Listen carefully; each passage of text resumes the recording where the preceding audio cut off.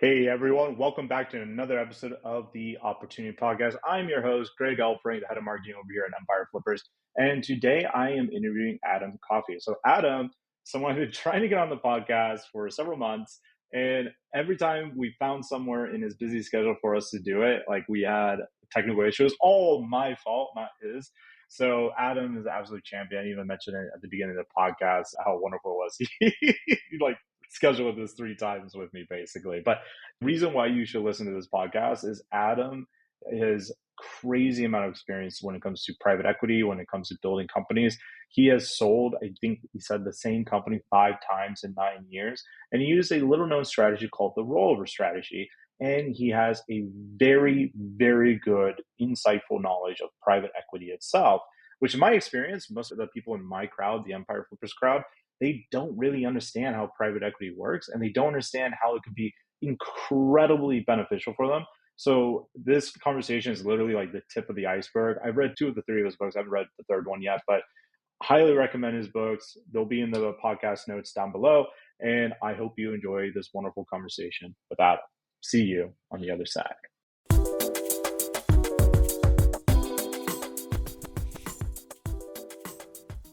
All right, I got Adam Coffey here with me, the myth, the man, and the legend. I was just saying off air what an absolute champion you are, because this is the third time we have scheduled this, and I believe both the previous 2 times was my fault why it didn't happen.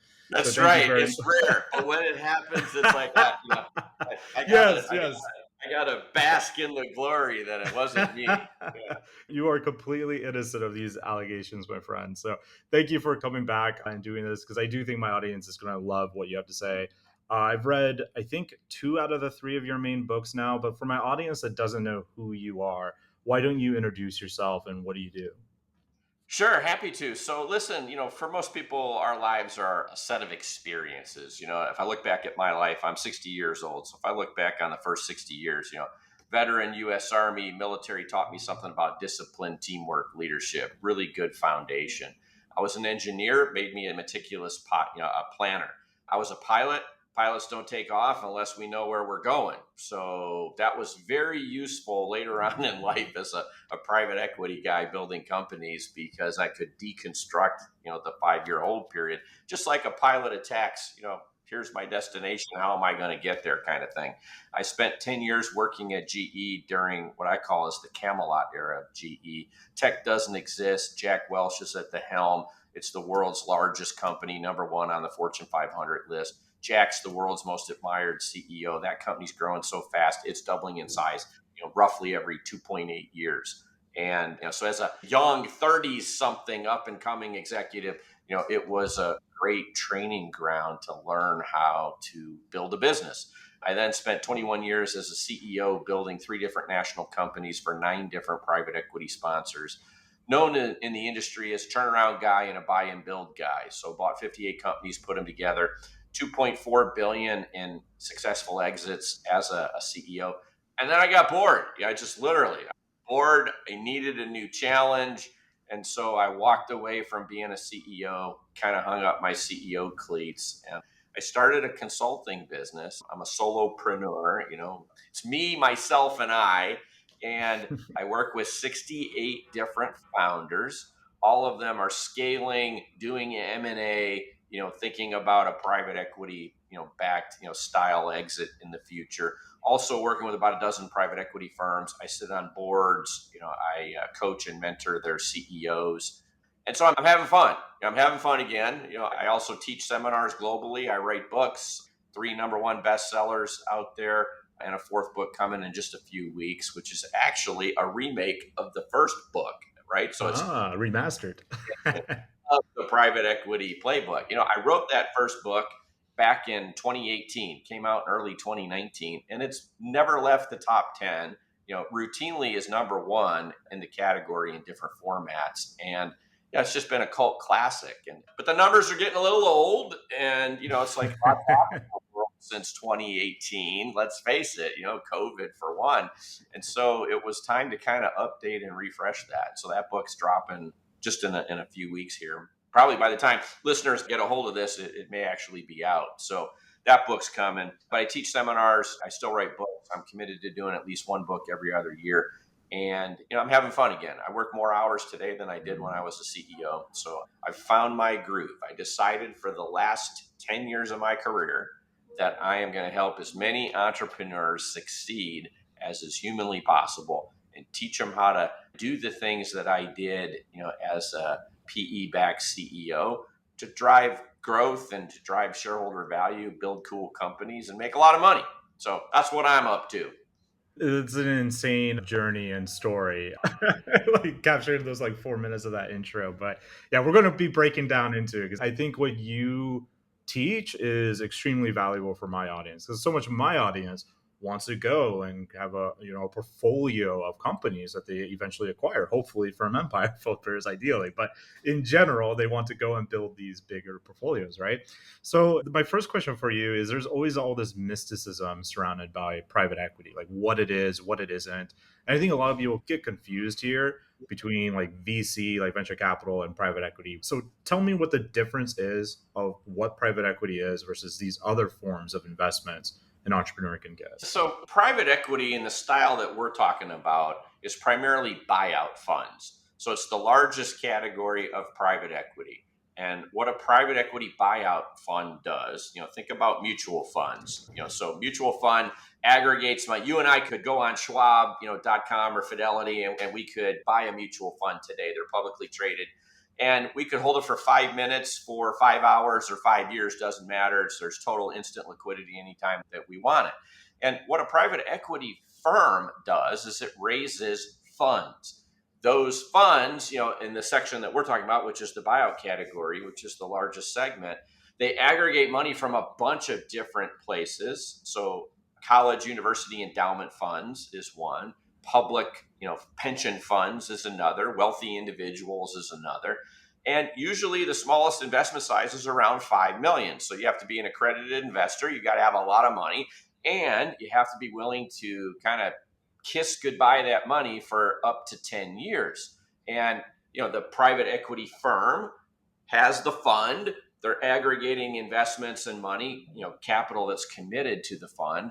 And then for a 10-year period, they have 5 years, 5 to 6 years up front, first 5 to 6 years, where they can go out and buy companies and call the capital from their limited partners to buy stuff.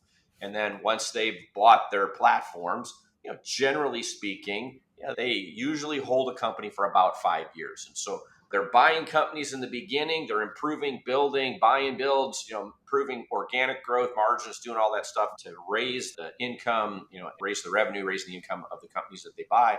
And then in the back half of the fund, they're selling them, and returning all the capital back to their investors. So it's like a private mutual fund, and, minimum investment typically around 5 mil. And 10 years, no liquidity. That's the biggest difference. There's no liquidity. Yeah. And so that animal, if you think about the stock market on average, if you just bought the S&P 500 as an index fund, you'd make about 8% per year on average over a 30-year period.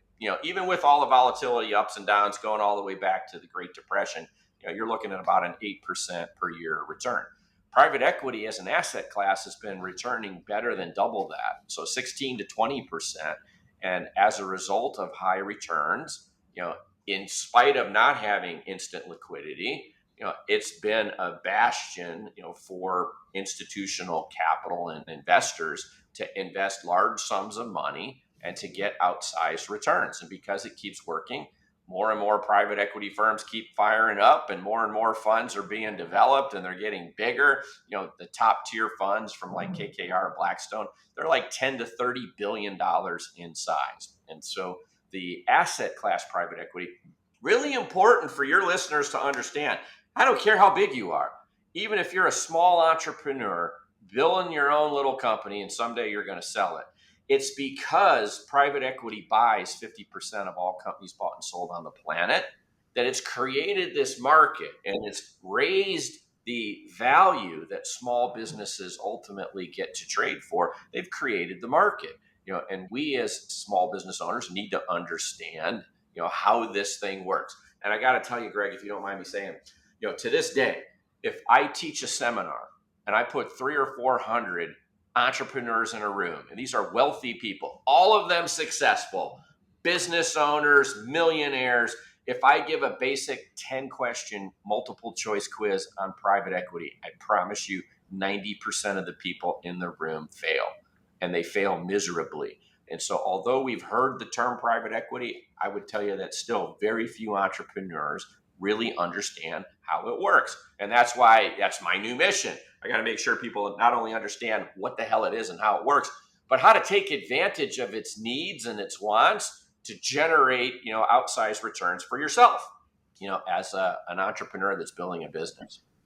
I think that's a great answer. Like that misconception. So when I talk to my friends who are founders and often either solo founders or small teams, right? They're talking about how much they want the VC funding, right? And I always joke that the VCs give you a little bit of money for a lot of your dream versus the private equity people give you a lot of money for a little bit of your dream.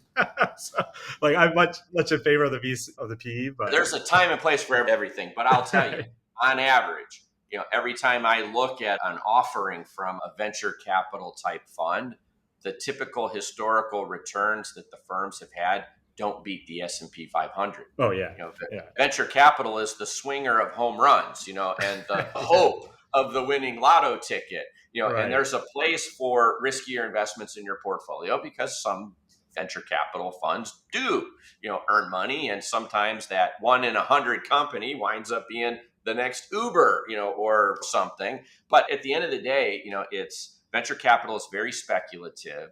And so entrepreneurs who deal in the VC world raising capital, they have no conception. Private equity doesn't buy ideas. Private Yeah, buys equity performance. buyout funds, those are investors in companies with history and a track record of consistent revenue growth and earnings growth. It's like, private equity people buy established companies, with buyout funds. And people in the venture capital world, are looking for the capital to try to create the next dream. I can't tell you how many times people reach out to me and say, "Hey, Adam, my idea and your wallet together equal I'm the ideas guy. You're the money guy.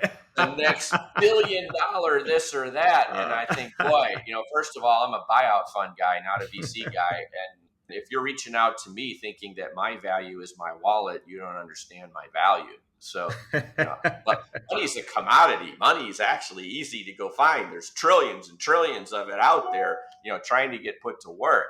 Money's never a person's issue. If you think money's your issue, you don't understand your problem. Yeah, I agree with that. That's funny on the idea stuff. I write novels for fun, and I have friends all the time like, "I got a great idea for a novel. You could be the writer. I'll give you the idea." Like, oh, dude, you're asking me to do like the hard part here. Yeah. But Yeah. back to private equity. So I want to discuss like how someone can use private equity for like growing their current business. But before we do that, I want to set the stage a bit. Like, let's say I'm an entrepreneur. I'm looking to exit my business. I don't know, say I'm a 10 million per year revenue company, something like that. What is the average deal structure in your view that a private equity firm will come in and actually buy this company? Is there a standard like that? Like, yes, Yeah. this is like classic PE. How does that work? Yeah, no, I think there is classic PE, but let's understand where classic PE actually really starts, because typically, and so how do I define classic PE? Typically, a private equity firm that raises a fund that has many limited partners who are sending in money, they typically start buying companies at about $4 million of EBITDA. So $4 million of earnings is about where the real PE world starts. So I think of private equity and private capital as a pyramid. The big firms are on top and the little firms are down at the bottom. Well, there's a false floor. The floor where real private equity firms come, swoop in and start buying stuff, and places where you can find great partners, in my world starts, I'll call it north of 3 million of EBITDA on your way to 4. Somewhere between 3 and 4 is where you start to really get the interest of a traditional, lower middle market, sub middle market kind of PE firm. Below that, it's hit and miss. There are people who call themselves private equity firms or private equity funds, but generally speaking, it's guys who had a lot of money or made a lot of money, or some of their friends and family and what have you. And it's like, and they may be investing out of a 50 to $100 million kind of fund size, but it's kind of boutique-y, proprietary. And there are some good firms out there in that size, but it's hit or miss, in terms of will I find, a great partner who is going to help me grow my business to the next level. So I tell people, when you're below 4 million of EBITDA, if you're 10 million in revenue, but you're only doing 15% EBITDA margin, you're at about 1.5 million in EBITDA. You're a great add-on at that size to a bigger company that is owned by a strategic, might be private equity backed. So it's a traditional buy and build, but you're selling to a strategic, which is a company buying a company, even if it's backed by private equity. And I tell you, keep working, keep digging, keep growing, unless you just need to get out or you want to get out. It's like, I would tell you, keep working a little bit more or start doing what I did on a grand scale, but do it on a small scale. So let's start finding other entrepreneurs who run businesses like us, and let's either buy them, and add them to us, or let's merge with them and create a little bit bigger company so that we can be rewarded with a higher multiple at exit and a better partner ultimately. So I'll tell you, if I look at what's right up the middle of the fairway, so I'm a home services company.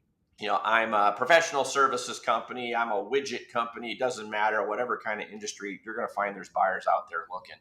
And, I'm interested in selling my company. Not done yet, still got game left. So most entrepreneurs think of selling their business as a one and done event.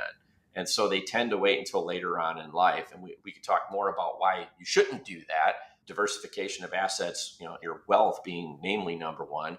But let's say you're in your late 30s, early 40s, and you've been going at it for 5 or 6 years, 10 years, you found some level of success, and you're looking for a partner.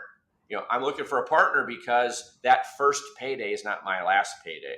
I tell entrepreneurs the first time you sell your company is a rest stop, first rest stop on the wealth creation highway. Why leave with a wheelbarrow full of gold and try to find something else to do when you can keep doing what you've been doing, only now partner with someone, use other people's money, and take some asset diversification. So typically you're going to sell your company. And instead of taking 100% of your proceeds and rolling out the door, take 70% of your proceeds, pay some taxes, invest it elsewhere, and get wealth diversification going. And then roll 30 cents forward on the dollar that you got, that you bought. Become a minority shareholder working with a great private equity partner, not a crappy one. You got to read my books to learn how to pick good from bad. Yeah. And now you're using their money. You're a minority shareholder. They're the checkbook. You're the person who's the operator who's going to keep on growing that company. And then you're doubling down. Let's increase growth and let's go for another 4 or 5 years and then sell it again. And do the same thing. Take 70 cents out, roll 30 cents forward, keep doing it with a new partner, and do it again. My personal record selling the same company 5 times in 13 years. You actually can get multiple paydays. You can be a minority shareholder. If you don't believe me, just ask Elon Musk, or Jeff Bezos, both of whom own less than 13% of their respective companies, and they're the wealthiest men on the planet.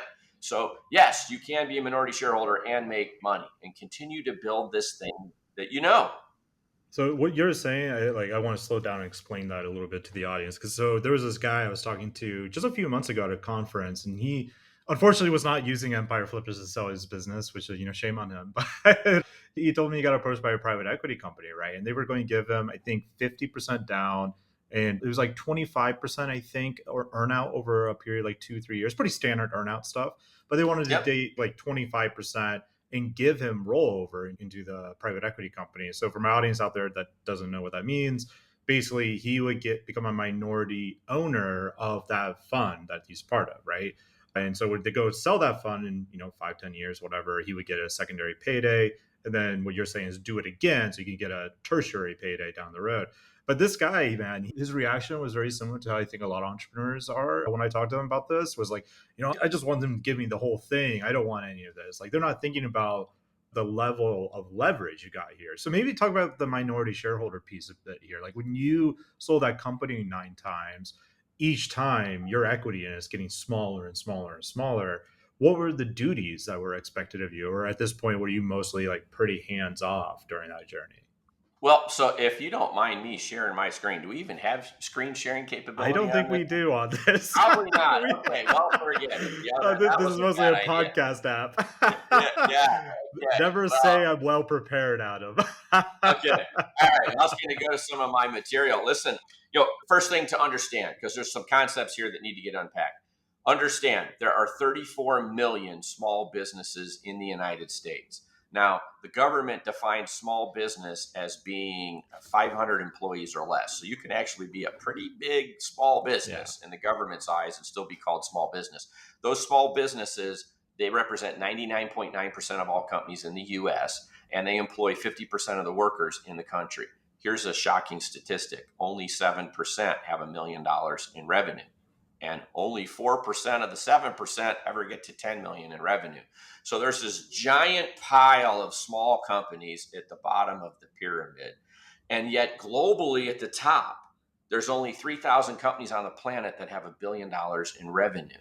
And 2,000 of them are public, 1,000 are private. And so you have to ask yourself, just in our country, 33 million small, only 3,000 globally at the top. What is that telling me?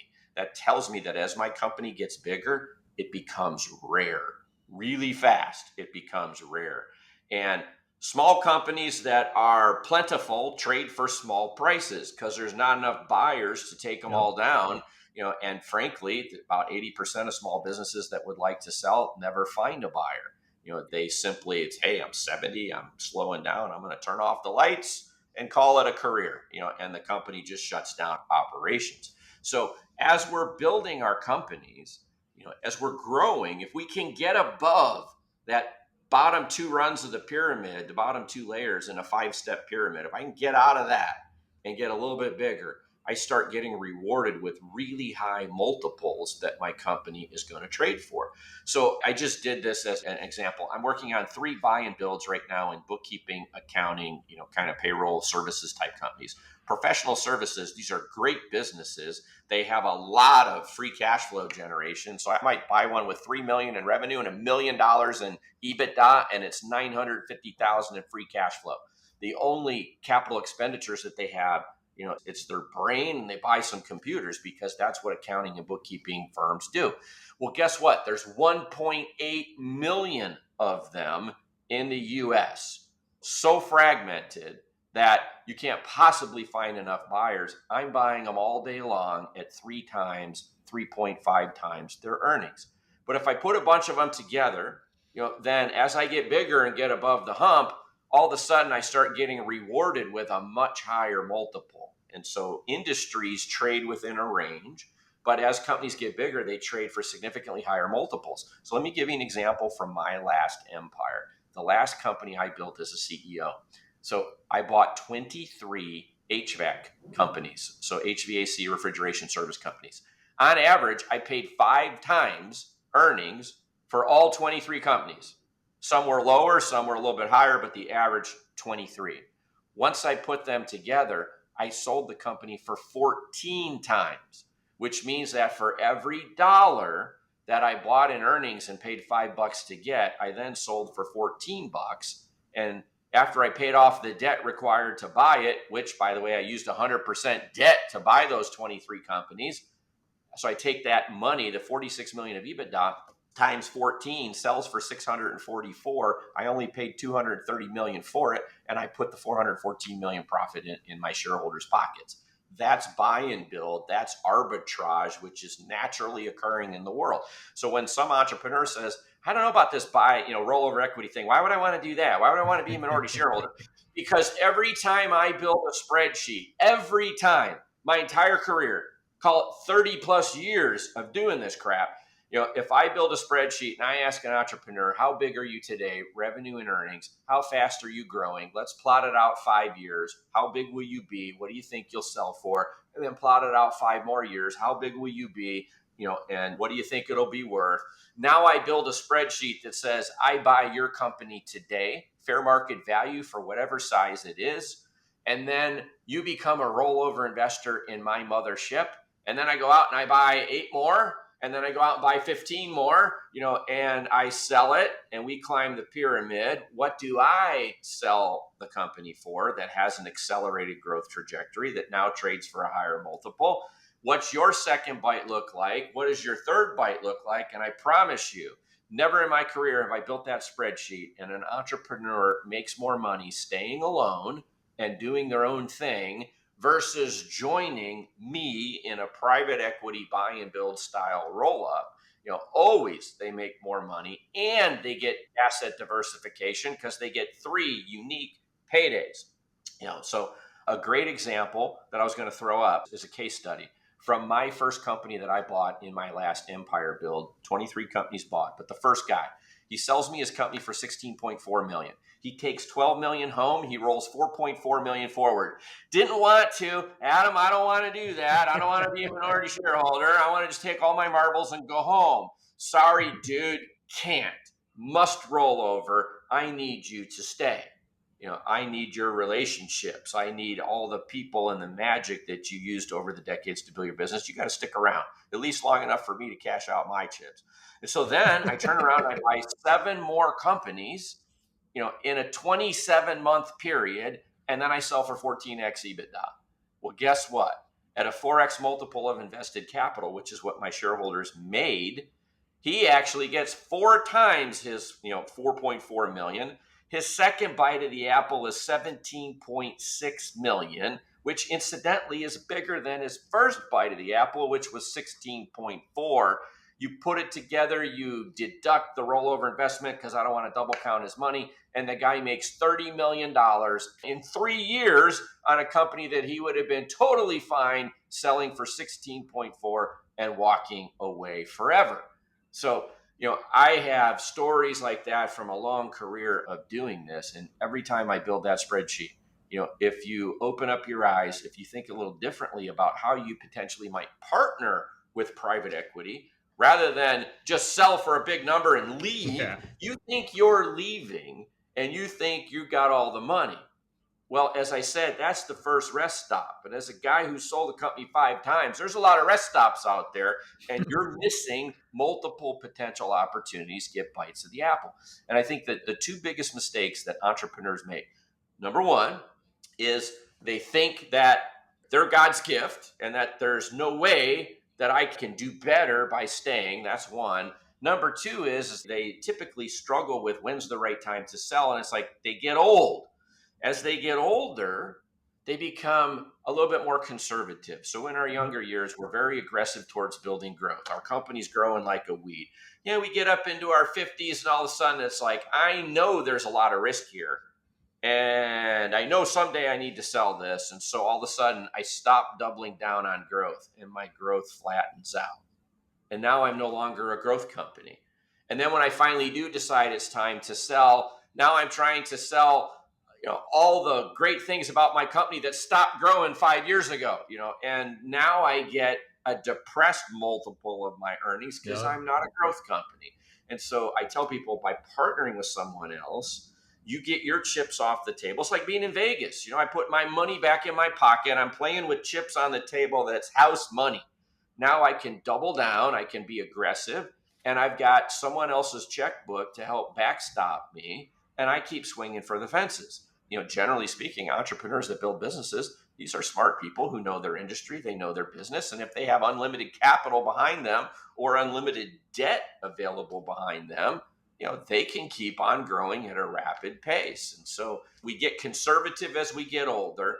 We don't consider the benefits of bringing on a partner, getting asset diversification, and these things cause us to make mistakes that really hamper the amount of value that we've created in our businesses over the years.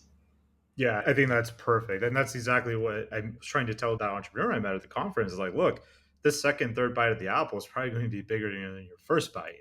Like, it's not that uncommon. Because like you said, like as you bolt all these on, you become the rare diamond. You're no longer just a piece of coal now. Let me tell you another secret. So all my paydays, all my decades of working with private equity, in my entire life investing behind private equity or with private equity, my worst payday beats the S&P 500. It's a 2x multiple of invested capital.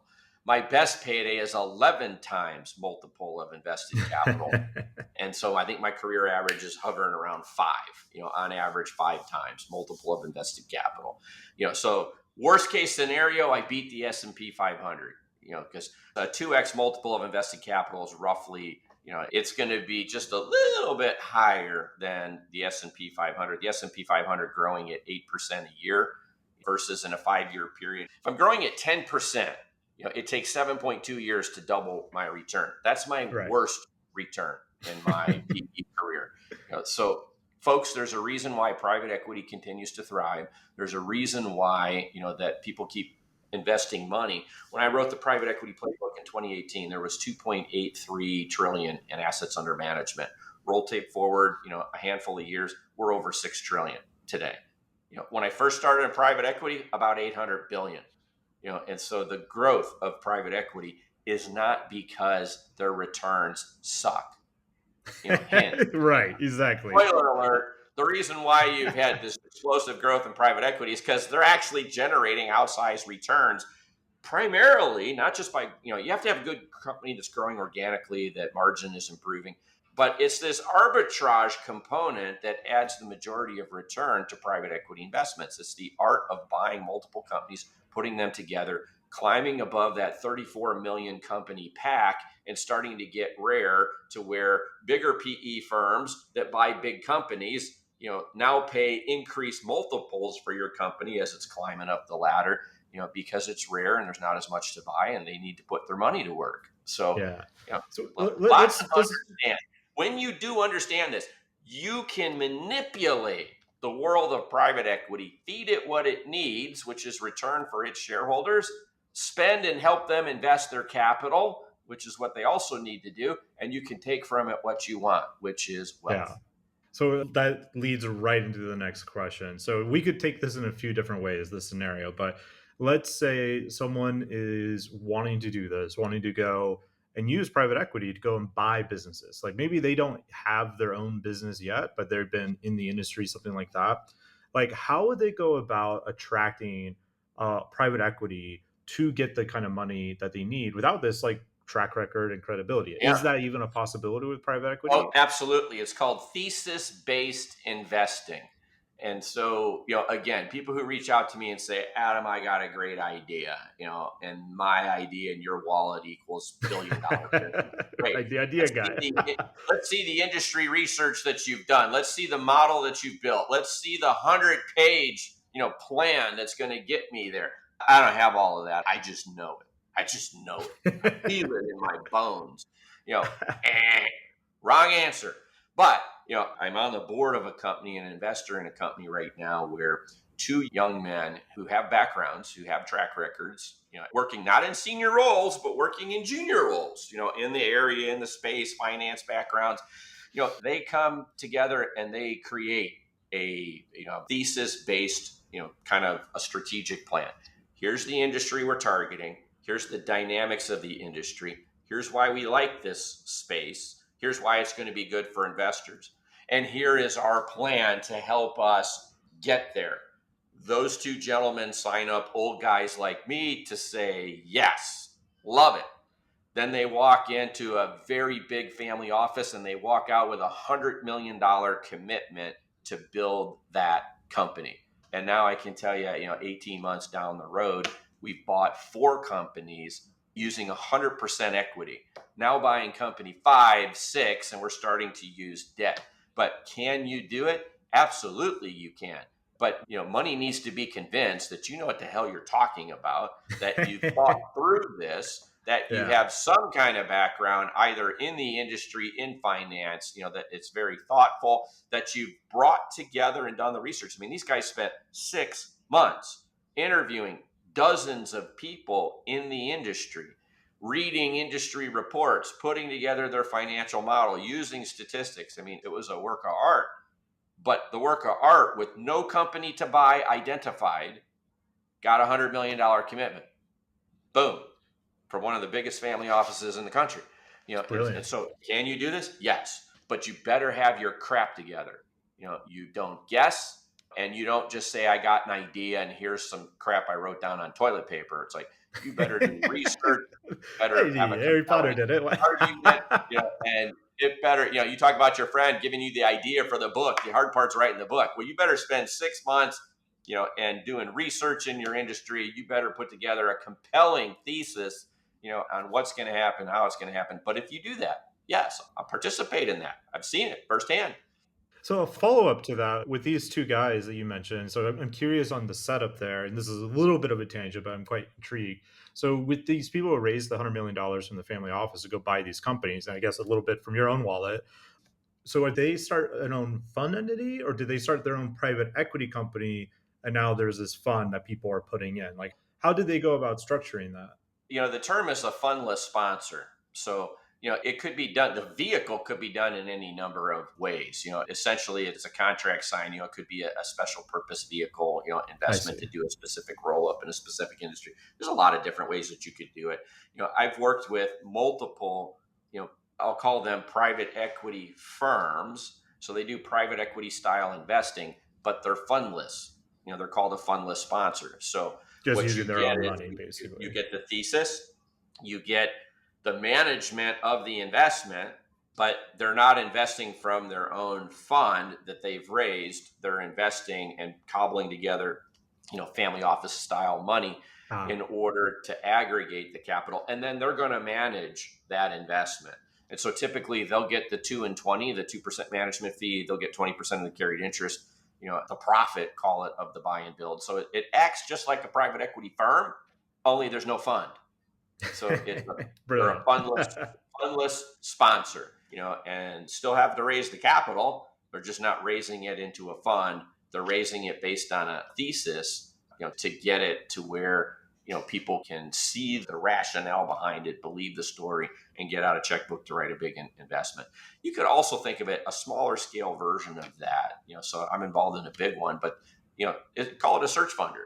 Someone who decides, hey, look, I'm getting my MBA, I'm a young buck, and I want to go do, so I create, a search funder style document, you do a little bit of research, kind of thesis based, only they're buying a smaller company. So it's a smaller scale version. And then their plan is to step into that, business and run it and build it and grow it and then eventually sell it. So, absolutely, there's people out there every day who are putting these together. And I'll tell you, that another misnomer is people think I need massive amounts of capital to do this. You really don't.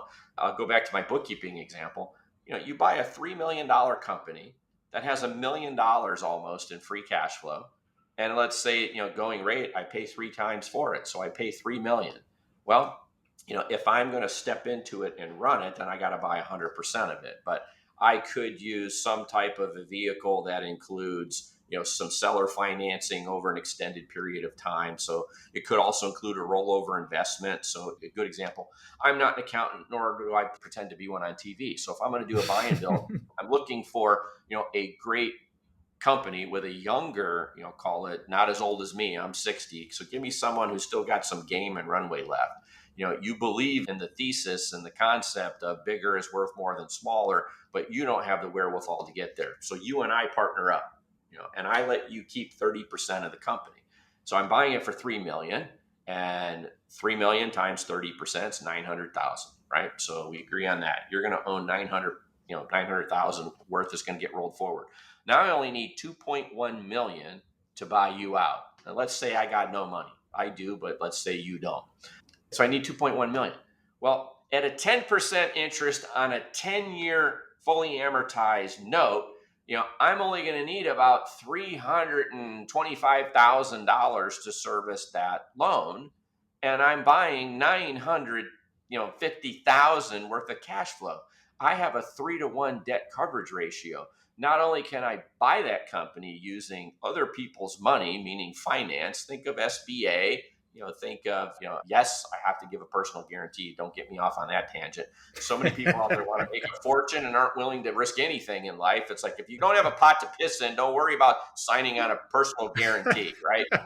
I sign personal guarantees all the damn time, and I do have a pot to piss in, and I believe in my investment. If I can't believe in it enough to sign on something, Yeah, then maybe you shouldn't make the investment then, right? yeah, Apparently, rely there's a a lot on crisis of it, faith right? happening here. You gotta have some faith and belief, right? But I go back to Yeah. that business. I could go to the SBA. I can borrow up to 5 million, and yes, I'll sign a personal guarantee. Yes, it's a 60-day underwriting pain in the ass, but if I've got a 3-to-1 debt coverage ratio, I don't need a lot of cash. The equity that is rolled over by the person who's staying, that becomes my equity, and our equity is 30% in the business. And SBA says if it's more than a 19% rollover, then the rollover investor has to also sign on the dotted line. So sometimes it's 81 to you, 19 to them. They don't have to sign on any guarantee. You still have tons of cash. You're probably going to be paying yourself better than what you're making today because you've got excess cash in the business that can be distributed at the end of the year.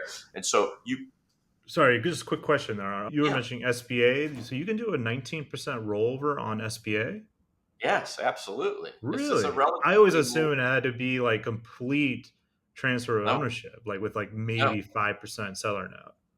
Nope. You can now do seller notes and you can do, call it up to 19% rollover, is now Wow. within the purview of the SBA. So if I'm buying something for under 5 million, I now have an ability to leverage, use the cash flow of the business to pay for the business, use the equity of the person rolling over as my down payment, as our down payment, Right. and maybe I have to throw a bone, so it's like I got to come up with 50,000, 100,000. And something else I'll tell you too is that there's lots of institutions out there that do SBA lending. So don't think because one tells you no that that's the end of the road, or So one true. doesn't like. Yeah. So you can go to a very conservative bank, who says, I don't care how much rollover equity you got, you know, I need 20% rollover, and I want 20% rollover, and okay, but if I go to a different, think about back when you're getting a mortgage. The hardest thing for a small business owner to do is get a mortgage because they're so programmed to not show any profit because they don't want to pay taxes. Right. This is the And when issue it with comes time to SBA get, loans too, actually, from our and then experience. it comes time to like show, it's like I actually made some money. Well, right. So there's different kinds of loan originators, and it might be kind of somebody who's like, I'm not really a bank, but I'm qualified to be a loan originator, and I charge high fees, a little bit higher interest, and then I get you funded, and I sell your mortgage to somebody else. I mean, Right. there are all Do the kinds bank of usually. Yeah. yeah, yes, yes. There are all kinds of lending institutions out there that do SBA loans, and not all of them are created equal, and some allow more aggressive type underwriting than others. And so at the end of the day, it's like you got to shop for your loan just like you shop for any other, kind of loan. And so my point is that funding is readily available. If I buy the right kind of company and I build the right kind of structure. I'm working, one of my private clients is a young man who in the Western Pacific Northwest is buying collision repair shops and collecting them. Guy's 26 years old, and he's buying multiple collision repair shops. And he's probably the most creative financing minds I've ever seen. I see him get entrepreneurs to agree to, let's do a seller note, and it's going to be, it's not even going to start kicking in for 5 years, and it's like just there's so many different ways to do Yeah. finance. My dad back in the 90s, he got into real estate. He was an oil field roughneck, but he had this one client that could only buy this house with $20,000 of opals. And my dad needed clients. He's like, okay, I'll figure it out. And he ended up buying the house himself, selling the house to the guy for like $20,000 of opals, and then using those opals to go and buy like 2 to 3 other houses with like Yeah. all this crazy creative deal structuring. So I'm glad you brought up that private client because there's so many different ways, and even in the same bank often going to a different relationship manager will make all the difference. Yes. Like, Yes. And you know what? I also tell people, look, if you're going to buy a business, then start shopping loans, and learn about what underwriting criteria are, lay out your thesis for what it is you're going to buy, and, start developing relationships with lenders. Although they can't underwrite a deal that doesn't exist, they can certainly tell you what kind of guidelines they typically right. loan at. Yeah, they're happy to have that conversation. I mean, they want to sell a loan, right? They're hoping that you're going to bring them something, right? Yes. So They're in the very easy business of putting conversation. This is loans giving them together, money. right? Yeah. Right. Yeah. So moving back into a more of a seller mindset here, an entrepreneur mindset, again, a common myth with private equity, which I disagree with, but it's very common in my audience, is like private equity people are sharks. They're going to screw you over. You got to be careful here. So I'm sure there are some like that, but in my experience, that's not been the case. But what is your advice for an entrepreneur? Like, what are the common mistakes for them to avoid? What should they know Well, get about? educated. First common mistake is when just because your phone rings and somebody says, "Hi, I love your company, I want to buy it," doesn't mean they're the right buyer. You know, Absolutely. Great advice right away. stop going down rabbit holes. So, bit of advice number one: get your books in order. So many owners. Just real quick before you move on to the next one, what you just said there, I was at another conference and this agency owner mentioned on stage, like, oh, they're offering me 8x. Like, dude, no, they're not. That's like the cold email Yeah, to get you on the call. Like, they're coming yeah. down. Wait, that your company is not worth 8x. Eight Anyways, x, sorry. 8x what? Your bra size? It's like there. First thing first, if you're going to ever sell a business, get your books in order. Yep. Most entrepreneurs, believe it or not, I do see a lot of entrepreneurs who, unfortunately, their books are just a mess. They're a jumbled mess of goo. And, it's like, no, a PPP loan is not revenue. No, an ERC tax credit is not Yeah. revenue. And, it's like, but aside from your typical mistakes, it's like, get your books cleaned up and ordered. A lot of entrepreneurs actually understate their earning because they're not properly adjusting. So what would be an example of that? Well, let's say you got a multi-location business, service business. I don't know, pick an industry. You're a pest control company. You're a landscape maintenance company. You got multiple bricks and mortar offices. You open up a new one and you have all these expenses, buying trucks, doing all this crap, buying sprayers, hiring guys, you're building your new branch. Well, guess what? All that crap should not be hitting your P&L.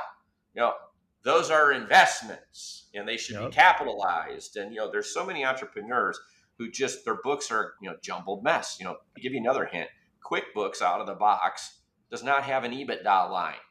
And so making sure that your revenue is hitting in the right place, your expenses are hitting in the right place, that you're thinking through, using an EBITDA lens, so friendly to you, because that's what the multiple of your company is going to be bought for. Yep. Let's know what the heck that line is. Let's get our books in order and let's make sure that, our goal and objective is still to not pay as much in taxes when we own the business, but we need to make sure that we have properly adjusted financials that we're going to present to a potential buyer.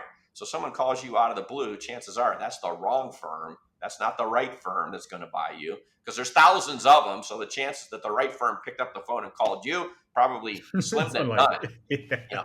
But secondarily, if you send them crap, you're going to get a crap offer back. It's like, we need to know what we're worth today before we ever give anything to a potential buyer. We need to be educated about our industry that we're working in. We need good financials. We need to tell our story.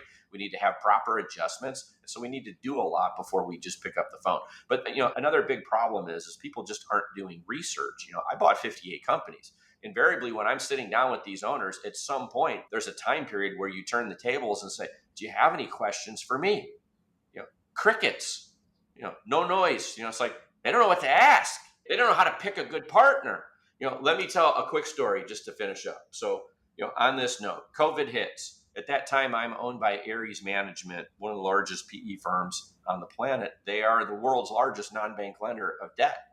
And during COVID, they started a foundation inside every one of their portfolio companies themselves, and they seeded it with their own capital. Adam, go start a foundation. We'll help you get it set up. We'll put the first 100 grand in it, and then we'll let you, creatively let your employees donate vacation time, and let's build up this foundation for the sole purpose of helping our employees who were impacted by COVID, helping when people have a death in the family, helping when people, and eventually it morphed, into any kind of disaster, and it's like, this was funded by my private equity firm. Well, you don't hear that crap in the news. You only hear the bad stories in the news. Of course. But I'll That's tell what you, there are a lot of good sells. PE firms out there, and there are a lot of firms that care about their employees. And there's some of the biggest firms on the planet recently, in a couple of deals that they did, made every employee in the company a shareholder and let them all participate in the wealth creation that took place. So I'll tell you that there are, in any industry, there's good, bad, and horrible and great, and it's a spectrum.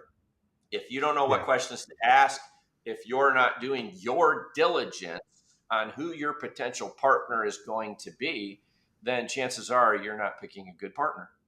So two things on that before I get to my next question. One, I absolutely agree with you. Like I tell sellers all the time, like, look, if you don't use a broker or intermediary, like you don't have to, right? You don't need representation. You can go sell it yourself, but you're going up against people who they have a lot more experience in this than you, because most entrepreneurs sell like one business versus the buyer side. They could be like, I've had customers buy a business from me every single month for like 8 months, right? Yeah, Like yeah. they are They much get more good in the at it. trenches. Yeah, Yeah, they get yeah, very good at it, right? So the seller's often ill equipped there. But on the second part of what you just said there, one thing from your book that I thought was a great insight and it kind of challenges this perception of private equity being sharks. I forget which book it was, but you were talking about benefits packages for your portfolio. And you basically gave the same healthcare plan to the C suite as to the low level people, like the people on the ground. And they were basically getting a very similar, if not the exact same, like benefits package, right? And to be honest, a lot of private companies don't give any benefits to their yeah. employees. So You know what? like, If I'm building an empire, I'm going to need people. And in today's world, if you want to attract and keep people, part of my little, playbook included, I want to have the best benefits of any company like mine in the industry. yeah, And so when I'm buying a company, I want the employees I'm buying, I want their first experience with me to be, wow, look at the benefits we're going to get. I want to lead the right. industry by giving the best benefits up and down all employees. You could be 72 years old and work in my plant. You got the same benefits I do as the CEO. And that's a part of my secret. Don't tell anybody. Shh. Of how to It's be able, definitely not in my published book. if I'm going to build an empire, I'm going to need lots and lots of people. In today's world, nobody wants to work anymore. They all want to be a TikTok star, And so, how do I attract people? By taking care of them, by building a great culture, by paying them a fair wage, by having great benefits, and making it a good place to work. And now they go home and they tell their friends and their relatives. And before you know it, it's like whenever I have open jobs, they're being filled from within, because of referrals or relatives. And so, it's like that's the secret. It's like I don't want to have people problems because I'm being cheap. I'm going to lose talent if I'm being cheap. So I have one final question here before we get to the rapid fire section, which is three questions. This is a bit rapid fire, but I'm curious on your thoughts here. So, in your experience, what is the best professional advice you've ever been given or heard? So get educated and never stop getting educated. I think I was 50 years old when I got my MBA. And so at the end of the day, when I started doing boards, I'm a certified director. I went to UCLA and did their certified directors course. It's like never stop learning. Never think you've arrived. If you think you're the smartest person in the room, change rooms. Yeah. And in today's world, very common to have coaches or peer groups and to learn from others. Be thirsty for knowledge. Check your arrogance at the door. I was never the smartest guy in any room. I knew how to hire really good, smart, intelligent subject matter experts, inspire them with my leadership style, and be able to articulate the vision for what we're trying to build. And then I get the hell out of the way. It's like you don't have to be the smartest person on the planet. And then the second bit of advice is just learn how to shift entrepreneurial gears. When you're starting out, you're an anal retentive control freak. You control every aspect of your business because that's how you find success. But at some point, you're going to run out of bandwidth. You're going to hit the ceiling. And you're going to have to learn how to empower others, trust others. And even if they're not as good as you in everything that you do, if you truly want to build a big company, you got to find a way to shift gears around that ceiling, empower a team and teach them so that you can accelerate your business to the next level. So those, I think, would be my two biggest things. Learn I from others, agree. All never those. Yeah. stop learning, find your entrepreneurial gear shift so that you can accelerate growth by stopping the activities that made you successful. The things that caused you to beat the odds, are also limiting your full potential. Absolutely. All right. Well, we are at the end of the podcast. So I have three rapid fire questions for you to give me a rapid answer with. So, my friend, are you ready for the rapid fire section? Let's do it. All right, let's go. So, in your view, what is the best hidden growth opportunities in private equity today? Price. Well, if you were talking industry, I'll say it's services type businesses because they have low capital expenditure. But if I can add to that contracted revenue rather than project based, low capital expenditure, what I've got is a business that's got very stable revenues that throws off a lot of cash. I can use that cash to service my debt to buy not just one, but several and combine them. Brilliant answer. I like that a lot. What tools or resources would you recommend for people who want to attract private equity investors? So you need to become sophisticated, learn about the industry itself, which is why, I wrote my first book, The Private Equity Playbook. And, it's like you need to get educated about private equity. You truly need to understand what it is, how it works in order to talk its game and supply it with the things that it needs. And so not just be an expert in your business and your industry, but learn about your buyer and what attracts them and what causes them to pay higher multiples for a company, and then build your company to check their boxes.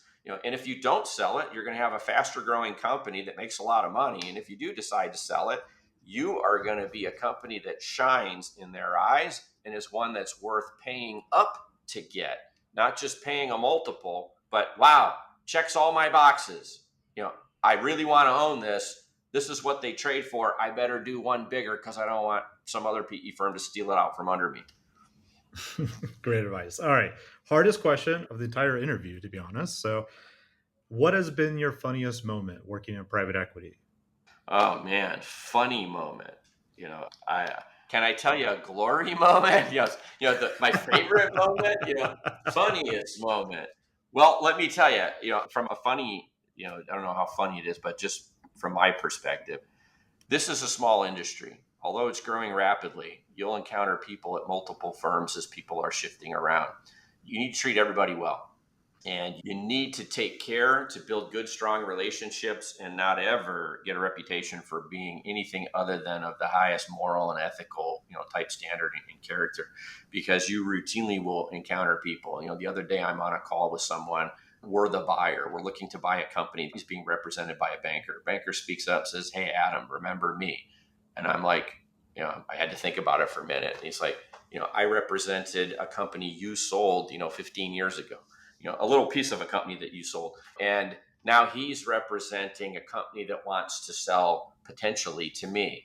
Those relationships built over time come back and pay dividends along the way. Now that's not funny, but Jesus, funny. Heartwarming.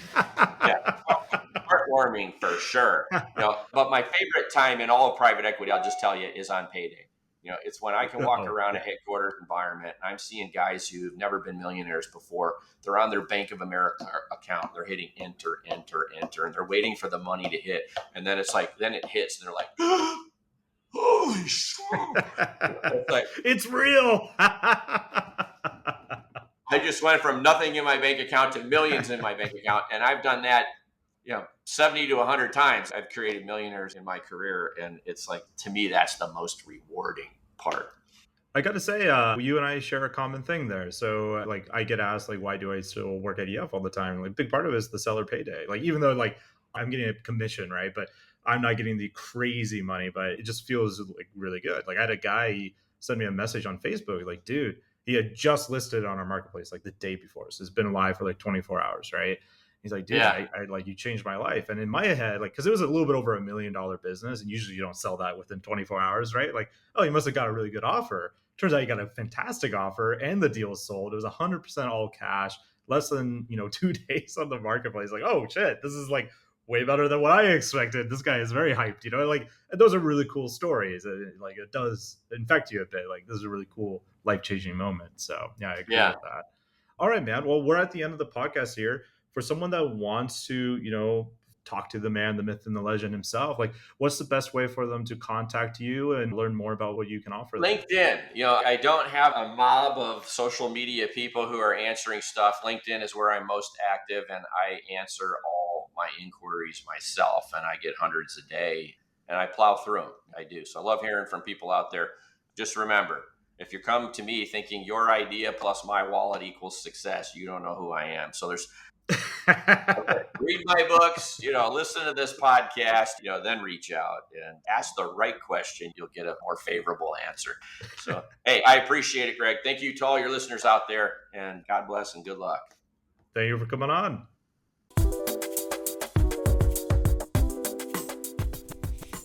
There you have it. I hope you enjoyed it. I hope it got you inspired at all the different things that are happening in this industry. And of course, if you just want to buy a highly profitable business, you can always go to empireflippers.com/marketplace, or maybe you want to make an exit of your highly profitable business, and you could go to empireflippers.com/sell your site.